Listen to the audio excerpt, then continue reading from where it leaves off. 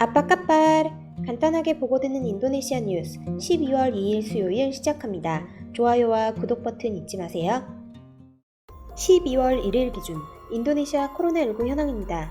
전날에 비해 신규 확진자 수는 5,092명 추가된 54만 3,975명, 사망자 수는 136명 추가된 17,081명, 회복자 수는 4,361명 추가된 45만 4,879명입니다.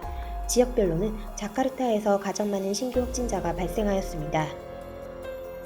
오늘의 환율 소식입니다. 배째은행 오늘 오전 9시 기준 US 달러 살 때 14,145루피아, 팔 때 14,175루피아입니다. 루피아 대 하나 정보입니다.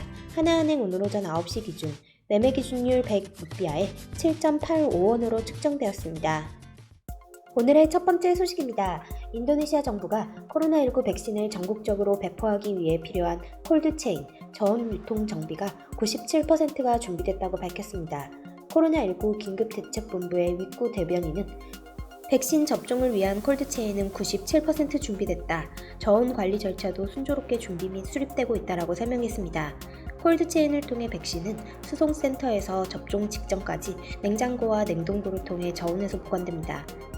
앞서 인도네시아 보건부는 시노팜, 시노백 등 중국 3개 제약사의 코로나 백신 1,800여만의 분량을 확보했고 연말까지 1인당 2회씩 총 910만 명에게 접종할 계획이라고 발표했습니다. 이 밖에 영국 제약회사 아스트라제네카에서 1억 회분의 백신을 각각 조달할 방침을 밝힌 바 있습니다. 다음 소식입니다. 인도네시아 정부는 연말 연휴 중 유급 휴가로 지정했던 12월 28, 29, 30, 31일에서 28, 29, 30일, 3일을 유급 휴가에서 제외했습니다. 즉 28일에서 30일은 평일이 됩니다. 장기 연휴에 있을 귀성 또는 여행 등 대규모 인구 이동을 억제해 코로나19 확산을 방지할 목적입니다. 무아지르 에펜디 인적자원개발문화조정장관은 이에 따라 당초 예정이었던 11일 장기 연휴에서 크리스마스 휴가 4일 연휴와 연말 연초 4일 연휴가 붙어있지 않고 떨어지게 된다라고 발표하며 11일간의 장기 연휴는 아니더라도 크리스마스 연휴와 연말 연초 연휴는 여전히 있다라고 설명했습니다. 인도네시아 코로나19 감염자 수는 11월 중순까지 하루 2,000에서 4,000명대로 추이하고 있었지만 13, 14일 이틀 연속 5,000명을 돌파해 29일에는 6,000명을 넘어서 사상 최대치를 경신했습니다.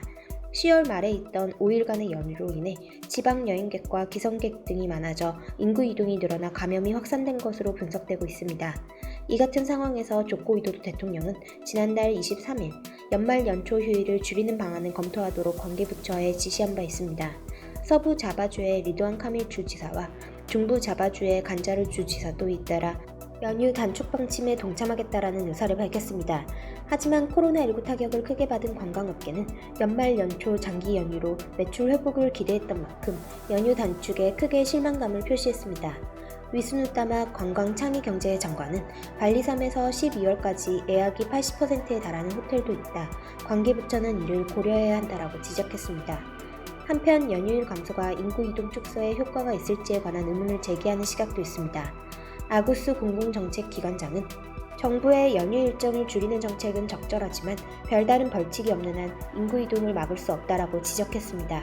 지방자치단체가 각각 벌칙을 규정해야 한다는 견해입니다.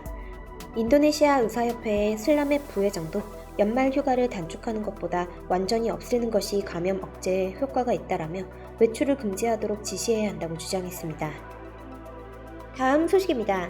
인도네시아의 무라삐 화산, 레워톨로 화산에 이어 자바섬 동쪽에 있는 스메루 화산이 화산재를 뿜어내 주민들이 대피했습니다. 동부 자바주 스메루 화산에서 1일 오전 1시 23분부터 화산재가 분출해 3km 떨어진 지점까지 뜨거운 화산재가 떨어졌습니다.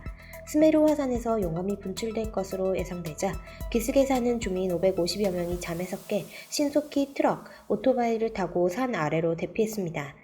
스메루 화산은 3,676m 높이로 자바섬에서 가장 높은 산입니다. 이 화산은 올해 4월에도 2km 높이까지 화산재를 뿜어냈습니다. 재난당국은 지난 주말 용암을 멀리서 맨눈으로 볼 수 있을 만큼 스메루 화산의 움직임이 활발해지자 전날부터 등산로를 폐쇄했습니다.